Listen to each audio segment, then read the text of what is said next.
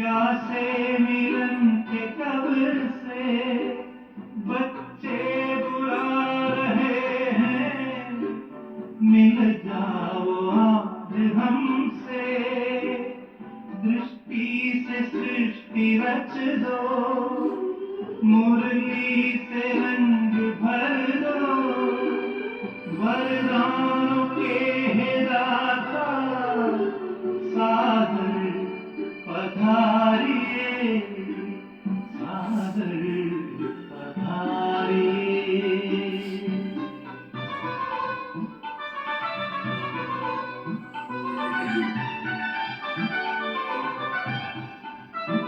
कोमल सी भावनाएं, निर्मल हृदय का चेहरा, संगम युग में बाबा, संग आपके ही रहना, धरती भी नभ में गाती, अंबर भी गुनगुनाता, संसार सारा गाता, सादर पधारिए, सादर पधारिए।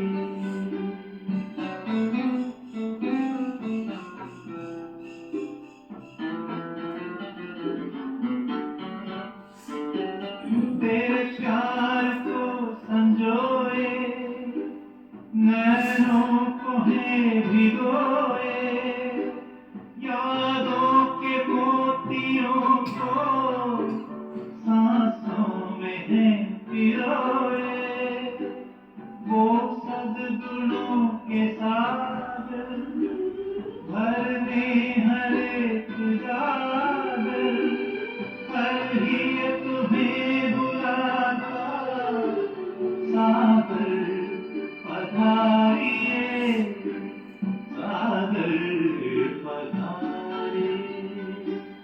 आनंद के प्रदाता, हे स्नेह शक्ति दाता, अव्यक्त बाप दादा, सादर पधारिए, सादर पधारिए, सादर पधारिए।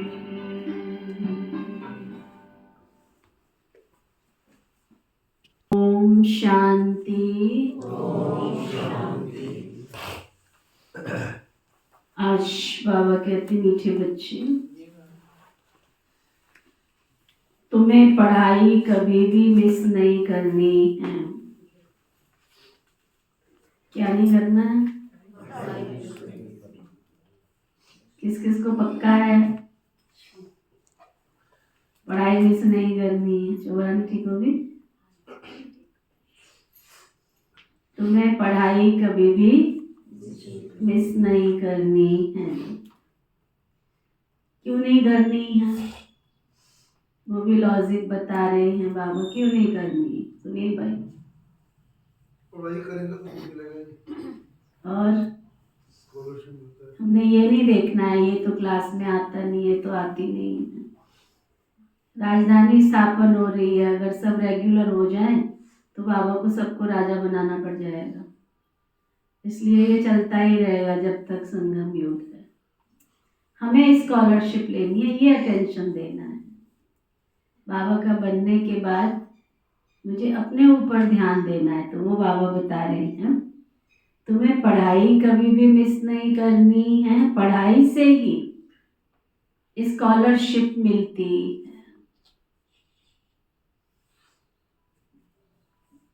इसलिए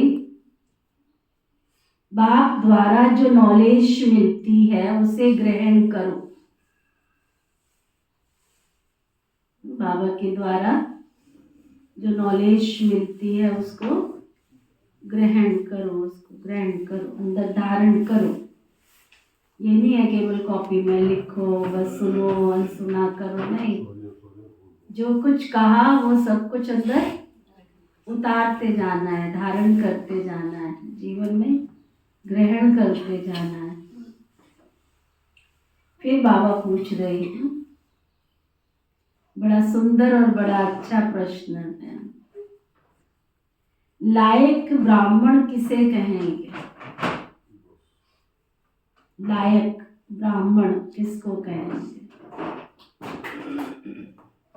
उसकी निशानी सुनाओ।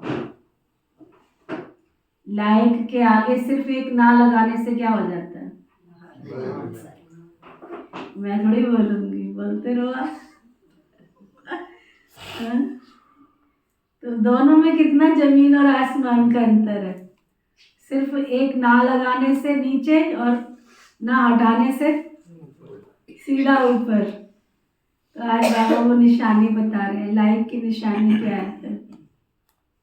नंबर 1, लायक ब्राह्मण वह जिसके मुख पर बाबा का गीता ज्ञान कंठ हो।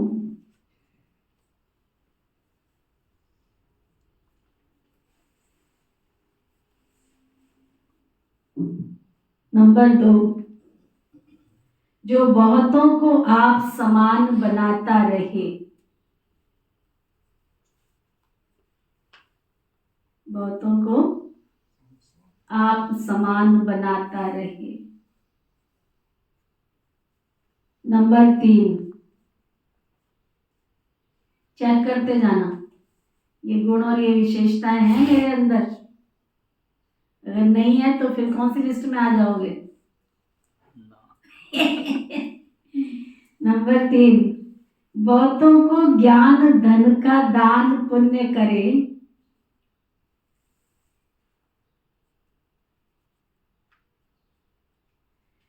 नंबर 4, कभी भी आपस में एक दो के मतभेद में ना आवे। तेरी मेरी में ना आवे, निंदा चुगली में ना आवे। नंबर 5, किसी भी देहधारी में बुद्धि लटकी हुई ना हो। क्लास में आके ढूंढते हैं हम, ये तो आता नहीं है, ये तो आती नहीं है। ये भी देहधारी में बुद्धि लटकी हुई है, क्योंकि हम आते किसके पास है? हाँ, आपस में एक दूसरे के लिए आते हैं। हम बाबा से मिलने आते हैं, तो बाबा तो कहीं जाता ही नहीं है। बाबा तो परम धाम से निश्चिदिन मेरे से मिलने आता है। तो किसी भी देहधारी में बुद्धि लटकी हुई ना हो। नंबर 6, ब्राह्मण अर्थात जिसमें कोई भूत ना हो।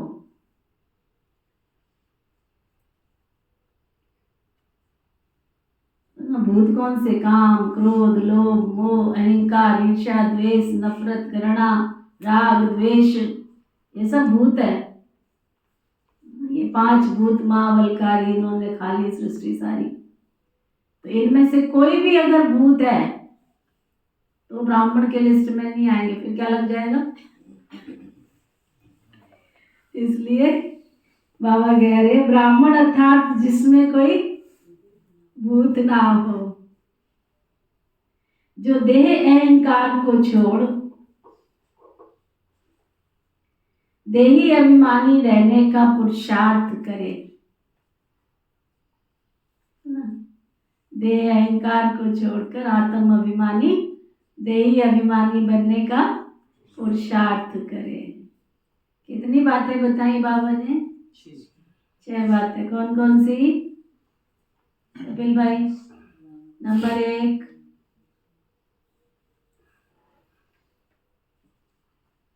पवन भाई। है जिसके हम मतलब गीता ज्ञान जिसको हमेशा बाबा का याद रहे, कभी मतभेद में अच्छा, 1 मिनट सीधे होके बैठ जाओ और सब अपनी अपनी डायरी में लिखो। पहले चिंतन करो। ये जो बाबा ने 6 विशेषताएं बताई, इन 6 विशेषताओं में से मेरे अंदर कितनी विशेषताएं हैं? चेक करो। कितने नंबर दे सकती हूँ मैं? मियाँ मिठू मत बनना। बाबा को सामने रखना कि अगर इस समय मेरा सुप्रीम टीचर आए और मेरा पेपर लेवे और वो मार्किंग करे तो मुझे कितने नंबर देगा? ये चेक करो। सीधे होके बैठो, आंखें बंद करो, अच्छी तरह से विश्लेषण करो, अन्वेषण करो, अंदर देखो, धारण करो। नंबर 1 सुनते जाओ, आपकी हेल्प कर रही हूँ। उनके मुख पर हमेशा बाबा की मुरली रहेगी। गीता का मतलब सुबह दोपहर शाम बाबा ने ये कहा, बाबा ने ये कहा, बाबा ने ये कहा, बाबा ऐसे करते हैं, बाबा ऐसे करते हैं। बाबा बाबा बाबा के सिवाय कुछ दूसरा होगा ही नहीं। नंबर 2, वो दूसरों को आप समान बनाते रहेंगे। उनकी एक ही धुन किसी की ना सुन। जो भी उनके संपर्क में आएगा उनको बाबा का संदेश देके भ्रमरी की तरह उसको बाबा का बच्चा बना देंगे।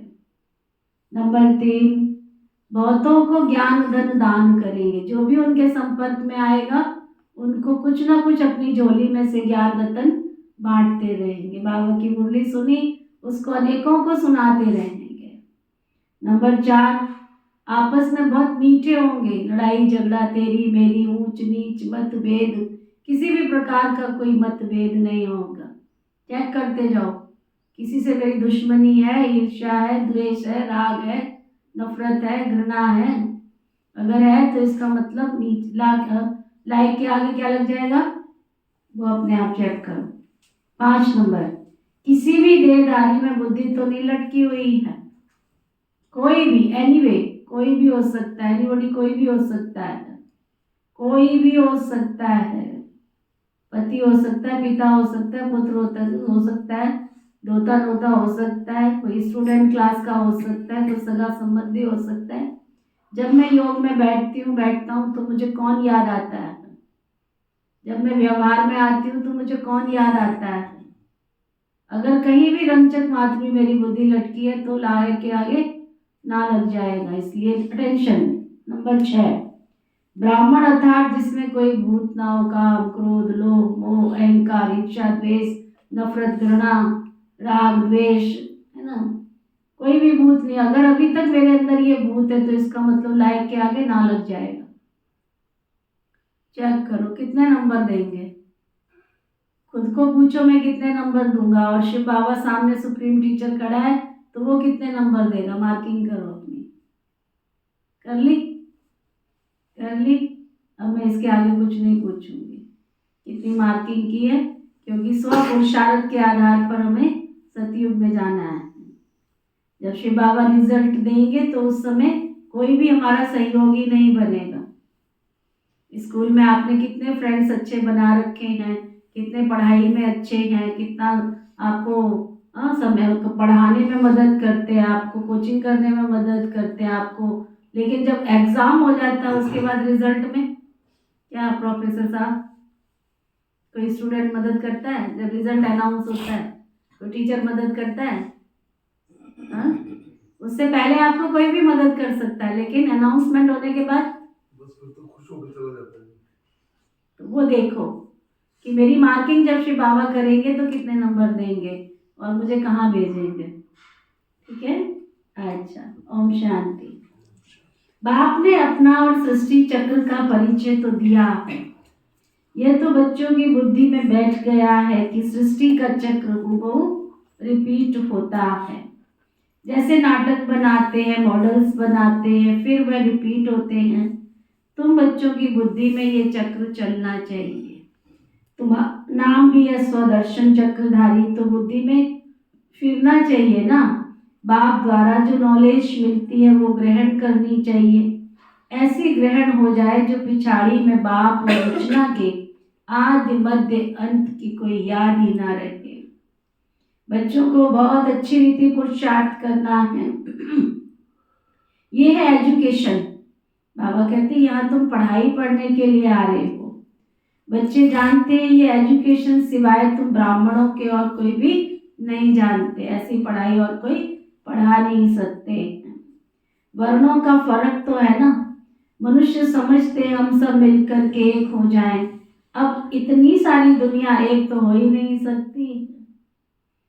फिर लोग उदाहरण देते हैं कि 5 उंगलियां तो एक हो नहीं सकती हैं, लेकिन एक होती हैं। आपको मालूम है, लोग कहते हैं कि 5 उंगलियां एक नहीं हो सकती। हो सकती है कि नहीं? आती हो सकती है कि नहीं हो सकती? होती है। जैसे ही वो झुकती है तो जब जब वो झुकती है तो एक हो जाती है, जब मुट्ठी बनती है तो संगठन की शक्ति जहाँ पे होती है वहां पर एकता आ जाती है। तो वो बाबा कहते हैं ये चेक करो कि मेरे संस्कार आपस में एक दूसरे के साथ मिलते हैं, है ना। तो बाबा कहते हैं यहाँ सारे विश्व में एक राज्य, एक धर्म, एक भाषा चाहिए। वो तो सतयुग में था ना, विश्व की बादशाही थी, जिसके मालिक ये श्री लक्ष्मी श्री नारायण थे। तुमको ये बताना है कि विश्व में शांति का ये राज्य है। सिर्फ भारत की ही बात है, जब इन्हों का राज्य होता है तो सारे विश्व में शांति हो जाती है। ये सिवाय तुम्हारे और कोई नहीं जानते हैं, सब भगत है ना, दुनिया में सब भगत हैं। फर्क भी तुम देखते हो, भक्ति अलग है, ज्ञान अलग है। ऐसे नहीं भक्ति न करने से कोई भूत प्रेत खा जाएंगे तुमको, कोई फर्क नहीं पड़ता। अगर तुम बाबा के घर नहीं आते हो, भक्ति नहीं करते हो, तो क्या फर्क पड़ेगा, क्या फर्क पड़ेगा। सिर्फ इतना फर्क पड़ेगा कि दुखी होकर के तुम आपस में लड़ते रहोगे, झगड़ते रहोगे, मरते रहोगे। बाबा का बनने से, भक्ति करने से जीवन में सुख शांति आती है, ये फर्क जरूर है ना।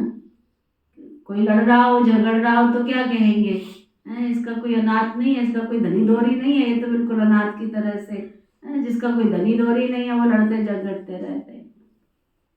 बच्चे तो दुनिया में वैसे भी पल जाते हैं, लेकिन अगर माँ बाप अच्छे हैं तो बिना माँ बाप के बच्चे नहीं पलते हैं क्या, पल जाते हैं, बड़े होते हैं, अच्छी अच्छी नौकरी पे भी पहुंच जाते हैं कहीं। लेकिन क्या माँ बाप के जीवन में कदर नहीं है, कीमत नहीं है। अगर माँ बाप के संरक्षण में है तो परवरिश अच्छी हो जाती है, शालीनता के साथ पल जाते हैं, तो फर्क तो पड़ता है ना। बाबा कहते हैं ऐसे नहीं कि भक्ति नहीं करने से कोई भूत प्रेत खा जाएंगे। तुम तो बाबा के बने हो ना, तुम्हारे में जो भूत है वो सब निकल जाने हैं। पहले नंबर का भूत है देह अहंकार। बात बात में देह अहंकार, मैं बहुत समझदार हूँ, मैं बहुत होशियार हूँ, मैं बहुत मैं जो अंदर चलता रहता है। इनको निकालने के लिए बाप देही अभिमानी बनाते रहते हैं, आत्म अभिमानी बनाते रहते। बच्चे मैं आत्मा हूँ, आत्मा को तो कोई मकान दुकान कपड़े वस्तु कुछ होता नहीं है।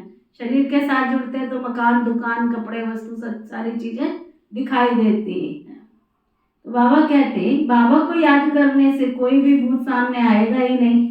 21 जन्मों के लिए कोई भूत आता ही नहीं है। ये 5 भूत है ना रावण संप्रदाय के। रावण राज्य कहते हैं, राम राज्य अलग है, रावण राज्य अलग है। रावण राज्य में भ्रष्टाचारी और राम राज्य में श्रेष्ठाचारी होते हैं। इसका फर्क भी तुम्हारे सिवाय कोई को पता नहीं है। तुम्हारे में भी जो समझूस होशियार होते हैं वो अच्छी रीति समझ सकते हैं, क्योंकि माया बिल्ली भी कोई कम नहीं है। कभी कभी पढ़ाई छोड़ देते हैं, सेंटर पर नहीं आते हैं, दैवी गुण धारण नहीं करते हैं, आंखें बहुत धोखा देती है ना, बाहर की दुनिया में जाते हैं तो, है ना। तो बाबा कहते कोई चीज अच्छी देखी तो कौन देख रहा है, कोई बाबा देख रहा है, कोई बहन जी देख रही है, खा लो। कोई मिठाई अच्छी आई खा लो, है ना। कहीं तो आके एक्सक्यूज देंगे हमको, क्या कहेंगे, बहन जी पता है मिठाई का डिब्बा जो आया था ना, फलानी जगह से आया था ना, उसकी मिठाई तो कितने, पता नहीं एक बार कोई आया था लेके आया था डिब्बा, कहते बहन जी ये किसी को देना नहीं, ये बहुत महंगी मिठाई है। मैंने कहा तो महंगी है तो खा लो।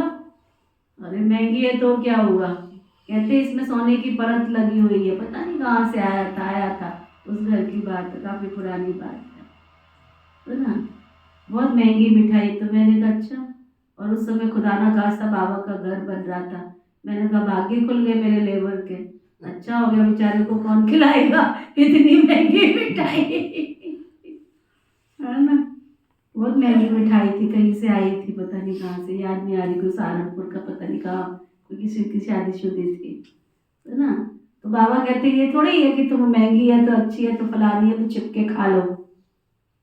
तो अब बाबा समझाते हैं कि तुम बच्चों की ये लक्ष्मी नारायण के हम ऑब्जेक्ट है, तुमको ऐसा बनना है, ऐसे दैवी गुण धारण करने हैं। यथा राजा रानी तथा प्रजा, सब में दैवी गुण होते हैं, वहाँ आसुरी गुण कोई होते नहीं है, असुर कोई होते नहीं है। कहाँ की बात कर रहे हैं बाबा, सतयुग में कोई आसुरी गुण, कोई अवगुण, है ना। राक्षसी प्रवृत्ति के कोई व्यक्ति होते नहीं हैं। तुम ब्रह्मा कुमार कुमारियों के सिवाय और कोई नहीं है जो इन बातों को समझ सके।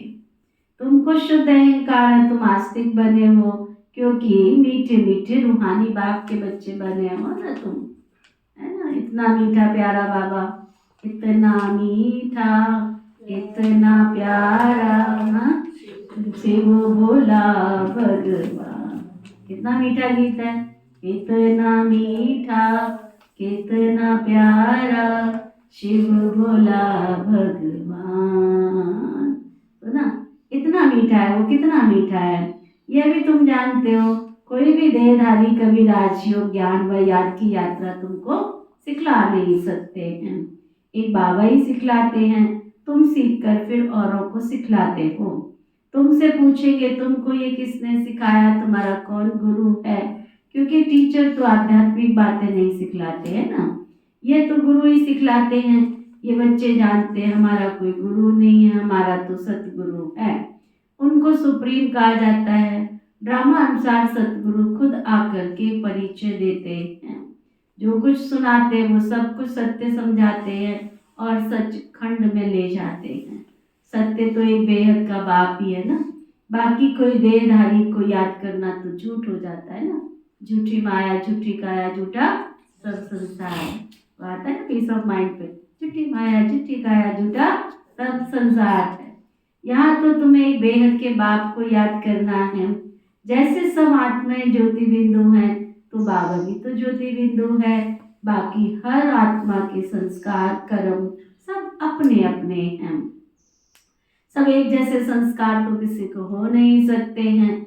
अगर एक जैसे संस्कार हो जाए तो फीचर्स भी तो सबके एक जैसे हो जाएंगे, क्योंकि फीचर्स किसके आधार पर बनते हैं, गुणों के आधार पर बनते हैं। देखो किसी के अंदर धीरज है तो उसके चेहरे से पता लगता है, क्योंकि इसका चेहरा ही बताता है कितनी धीरज और शांति वाली आत्मा है ना।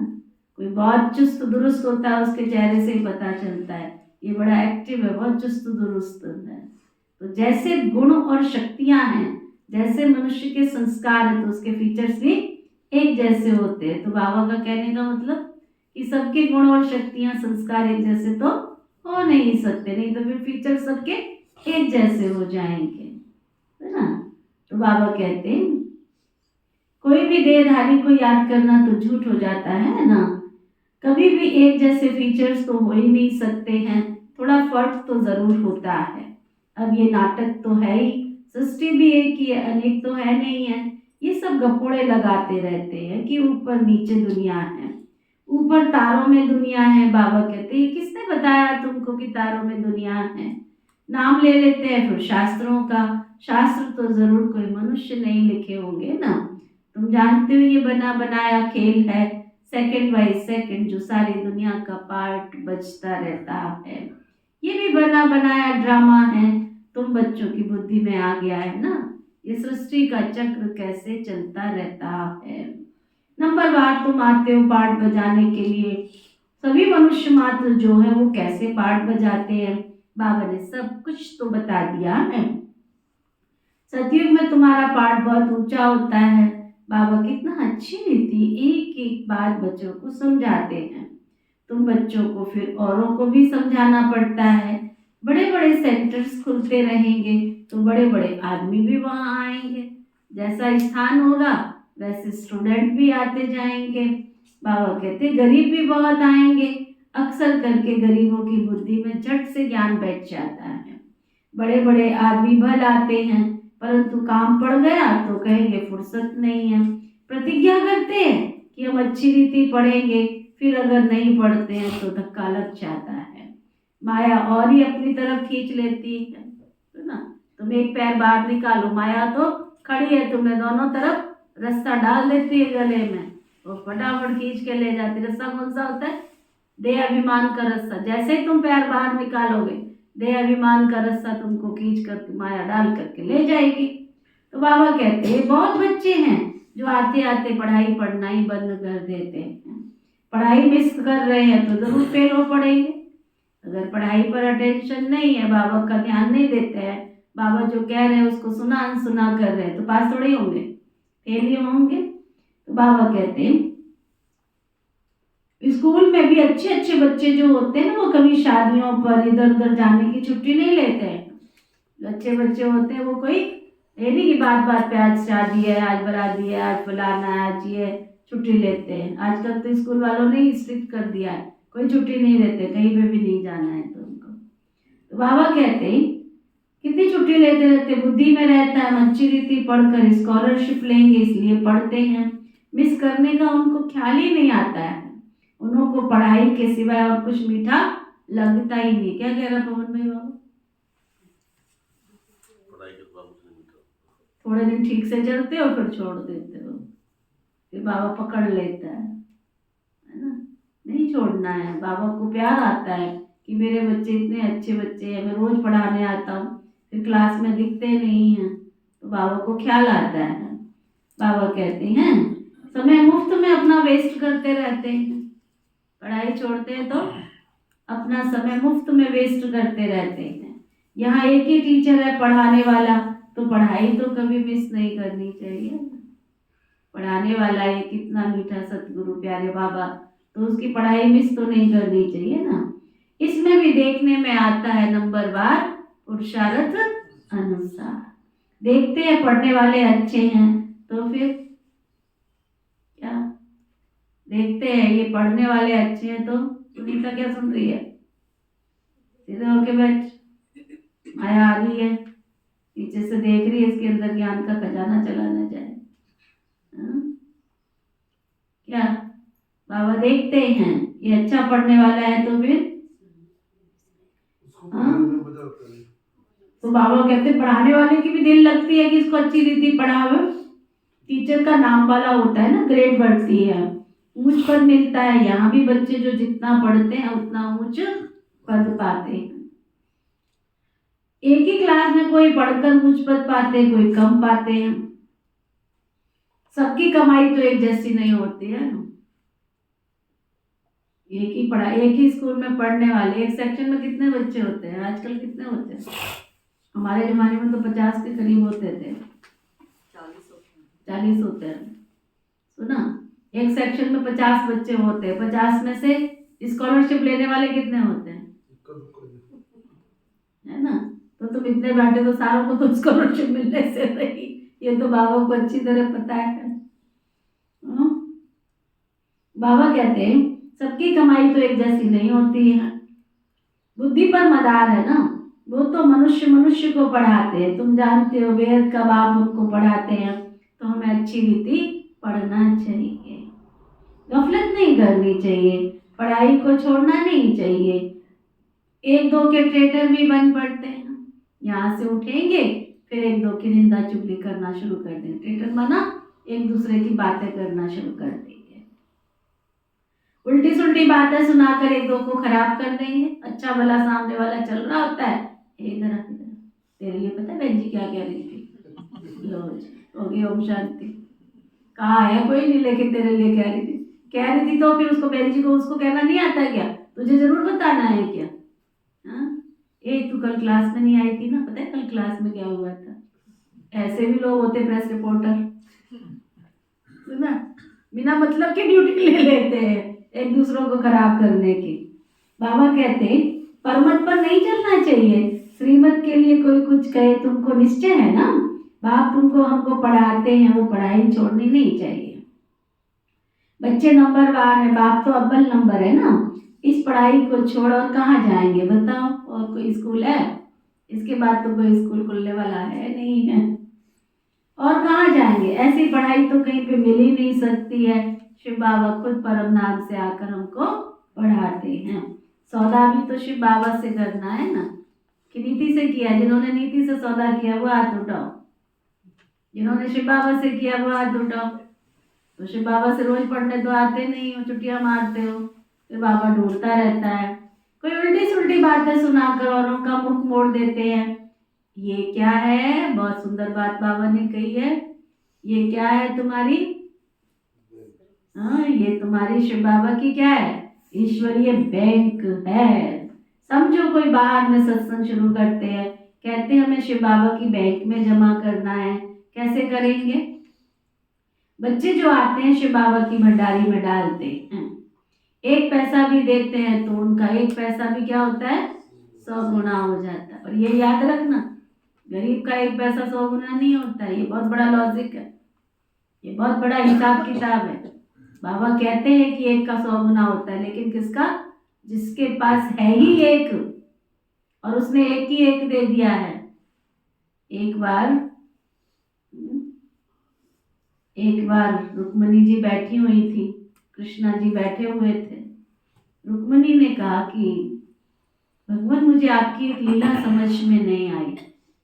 संसार में बहुत सारे लोग हैं जो आपको याद करते हैं, लेकिन आपने तीनों लोग सोचा ही नहीं। ये तो शुक्र है कि हम वहां पहुंच गई यहाँ, नहीं तो तुम तो तीसरा लोग भी दे रहे थे सुदामा जी को। ऐसा क्या किया उसने, है ना, मुट्ठी भर चावल ही तो लेकर आया था, क्या किया उसने ऐसा। तो श्री कृष्ण ने कितना सुंदर जवाब दिया, कहा भगवान सुदामा जो था ना, उसके पास कुछ था ही नहीं। उसके पास केवल 2 चावल थे। 2 चावल में से क्या, 1 चावल उसने अपने बच्चों को खिलाया, 1 में से 2 चावल, 3 चावल थे, 3 में से 1 बच्चे को दिया, दूसरे बच्चे को दिया, और 1 जो था मेरे ऊपर, उसमें से आधा चढ़ाया और आधा उसकी पत्नी ने खाया। सुदामा ने तो कुछ भी नहीं लिया। तो उसके पास उसकी कुल संपत्ति क्या थी, 3 चावल। समझ में आया। कृष्णा ने बहुत सुंदर जवाब दिया कि भगवान उस सुदामा के पास पूरी संपत्ति कितनी थी, 3 चावल थे, और 3 चावल में से क्या किया उसने, 1 अपने बच्चों को खिलाया, है ना, 2 बच्चों को खिलाया, 1 में से क्या किया, आधा मेरे ऊपर चढ़ाया और आधा उसने अपनी पत्नी को दिया। उसकी कुल संपत्ति ऐसी थी। तो अब बताओ उसका ऋण कितना होगा। और तुम्हारे पास तो मन भर रखा है, तुम कहो कि हम 1 दे देते हैं, तुमको भगवान 100 गुना करके दे देगा, नहीं देगा। ये बहुत बड़ा लॉजिक है। तो बाबा कहते हैं 1 पैसा भी कोई देते हैं तो उसका 100 गुना मिल जाता है। शिव बाबा कहते हैं तुमको इनके बदले महल मिल जाएंगे, ये सारी पुरानी दुनिया खत्म होने वाली है।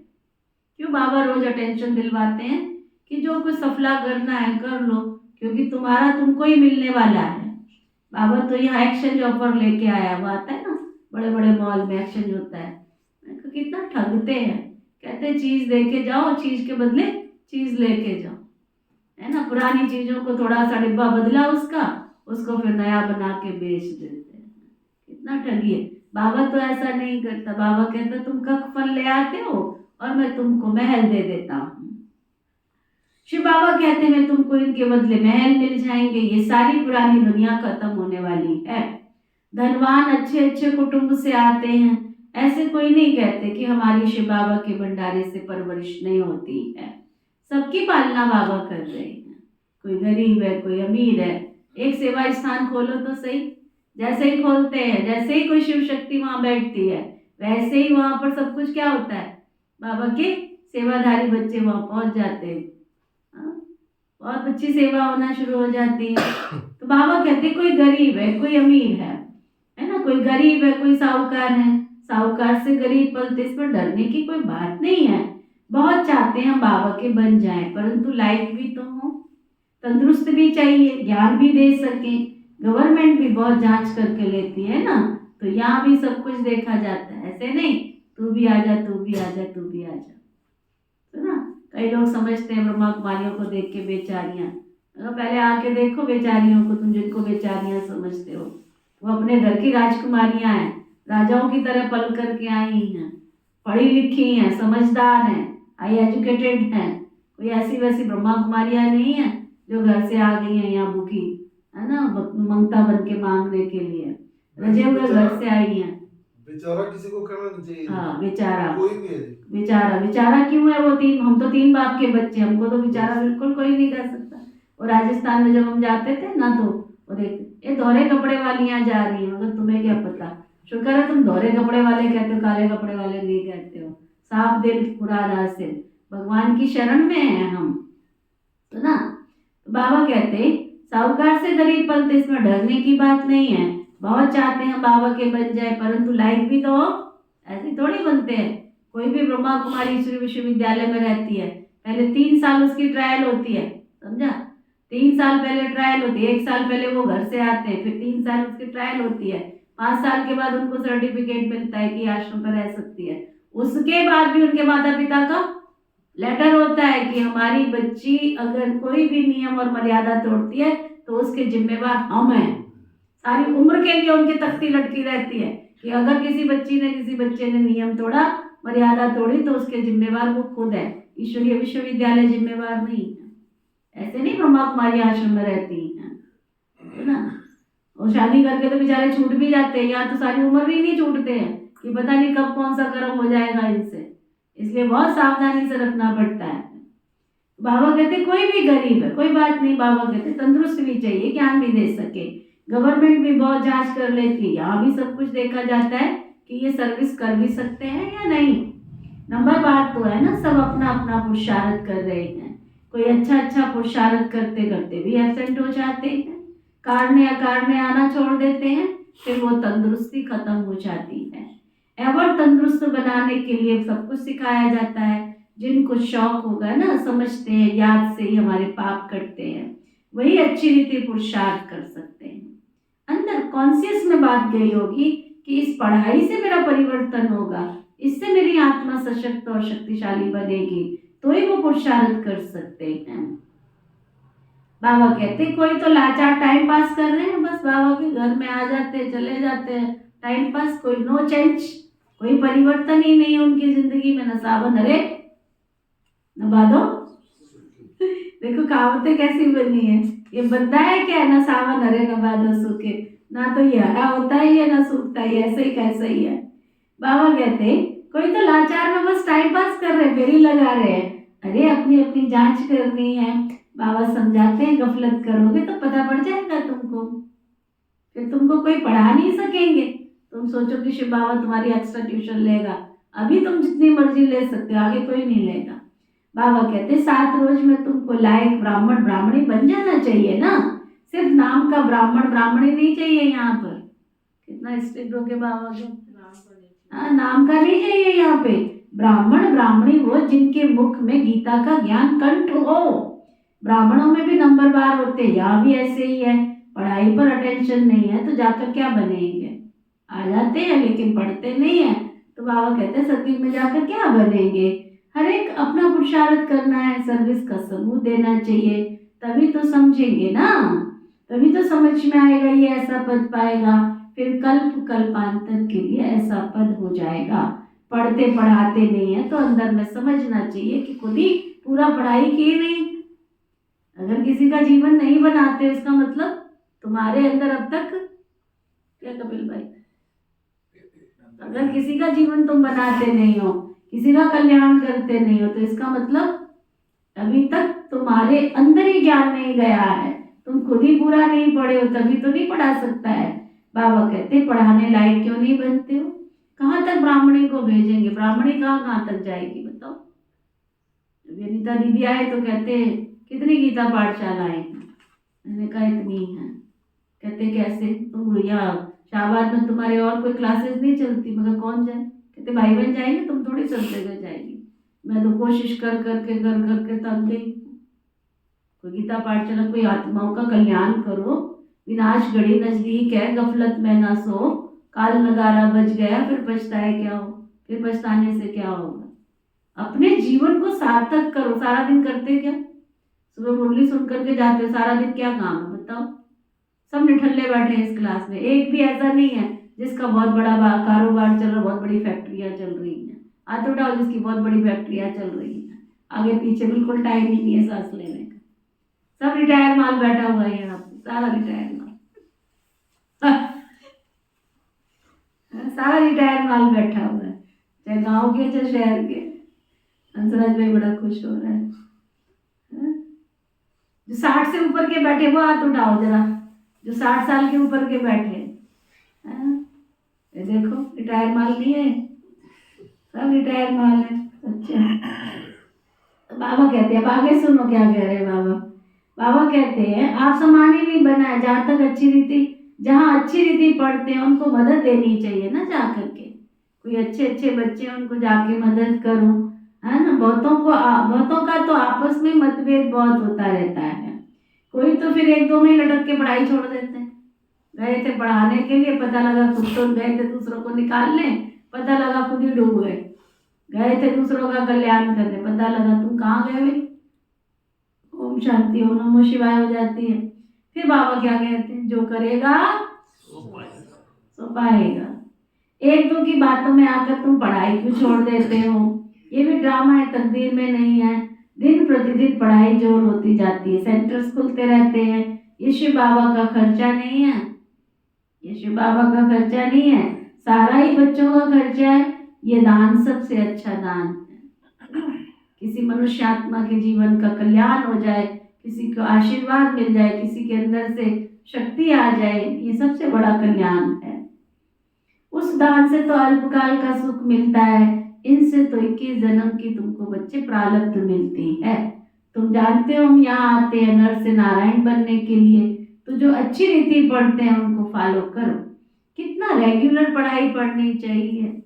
अक्सर करके बेअभिमान में लोग आपस में लड़ते झगड़ते रहते हैं, अपनी तकदीर से ही रूठ पड़ते। रूठेंगे किससे क्या? बाबा कहते हैं दूसरों से क्या रूठेंगे, अपनी तकदीर से ही रूठ पड़ते हैं। इसलिए मेजॉरिटी माताओं की, नाम भी माताओं का वाला होता है, ड्रामा में माताओं की भी उन्नति की नूंद छिपी हुई है। तो बाप बैठ बच्चों को कहते, मीठे मीठे बच्चों, अपने को आत्मा समझ बाबा को याद करो, आत्म अभिमानी होकर रहो। शरीर ही नहीं तो दूसरों का सुनेंगे कैसे? ये पक्का अभ्यास करो। हम आत्मा हैं, हमको अपने घर वापस जाना है। बाबा कहते ये सब त्याग करो, बाबा को याद करो, इसी पर सारा मदार है। बाबा कहते धंधा आदि भल करो। मना नहीं है कि कारोबार नहीं करनी है, कारोबार करो, 8 घंटा धंधा करो, 8 घंटा आराम करो, 8 घंटा इस गवर्नमेंट की मदद करो, है ना। तो तुम तो आधा घंटा भी रोज का नहीं देते हो, बताओ। आधा घंटा भी रोज का नहीं निकालते, बाबा 8 घंटे की बात कहता है। ये भी तुम मेरी नहीं, सारे विश्व की सेवा कर रहे हो, इसके लिए समय निकालो। मुख्य है याद की यात्रा। बच्चे टाइम वेस्ट नहीं करना चाहिए। उस गवर्नमेंट की 8 घंटा सर्विस करते हो, उससे क्या मिलता है? क्या मिलता है? 1000 2000, बाबा कहते हैं चलो 5000 भी मिल जाते होंगे। इस गवर्नमेंट की सर्विस करने से तो तुम पद्मा पदो पति बन जाते। मैं कहती पहरे की ड्यूटी लेने वाला भी कोई यहाँ पे नहीं होता। आधा घंटा बिठा दो तो मुसीबत आ जाती है, कहाँ बैठे हो, तो भी मुश्किल लगती है। कोई काम नहीं करना अभी, तो कोई झाड़ू नहीं लगानी, कोई पोछा नहीं लगाना, कोई बर्तन नहीं लगाना, तो भी लिस्ट ढूंढनी पड़ती है। कितने एक इस बाबा के घर को संभालने के लिए एक दिन में 10 लोगों की ड्यूटी लगानी पड़ती है, तब जाके बाबा का घर संभलता है। पहले की ड्यूटी भी कोई नहीं देने के लिए तैयार है, और बाबा कहता है 8 घंटे तुम सर्विस करो। हाँ जी, हाँ। बाबा कहते उस गवर्नमेंट में क्या मिलेगा? 1000 2000 5000। इस गवर्नमेंट की सर्विस करने से तो तुम पद्मा पदम पति बन जाते हो। तो कितना तुम्हें दिल से प्यार से सेवा करनी चाहिए ना? क्या? कितने दिल से, कितने प्यार से सेवा करनी चाहिए। 8 रतन बने तो जरूर 8 घंटा बाबा को याद करते होंगे ना। भक्ति मार्ग में बहुत याद करते हैं, समय गवाते रहते, मिलता कुछ भी नहीं है। गंगा स्नान जप तप आदि करने से कोई बाप नहीं मिलता है जो तुमको वर्षा मिलेगा। यहाँ तो तुमको बेहद के बाप से बेहद का वर्षा मिलता है। अच्छा, मीठे मीठे से कीलदे बच्चों प्रति माता पिता बाप दादा का याद प्यार और गुड मॉर्निंग। रूहानी बाप की रूहानी बच्चों को नमस्ते। हम सब रूहानी बच्चों की रूहानी बाप दादा को दिल लगाना सिखवा प्रेम से नमस्ते नमस्ते नमस्ते जी। धारणा के लिए मुख्य सार, श्रीमत को छोड़ कभी भी परमत पर नहीं चलना है।